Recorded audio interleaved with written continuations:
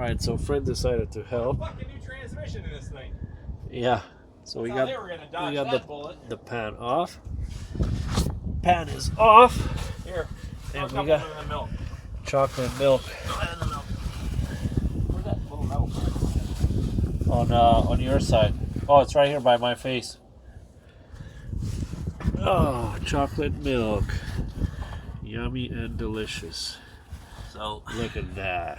I need a little pan and here's the lily pan. And the tin. Here's your potty. Mm-hmm. And the tin, which tin? The bottom part of it.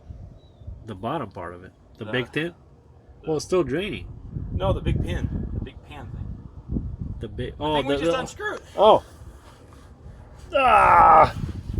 You're making me work for it, huh? Are you recording this? Yeah, I'm recording this. I want to show the world the chocolate milk fiasco.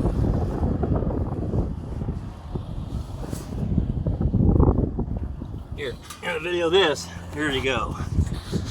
Would you like some chocolate milk, or is it paint? It's paint. It looks like paint. Why'd you put paint in your transmission?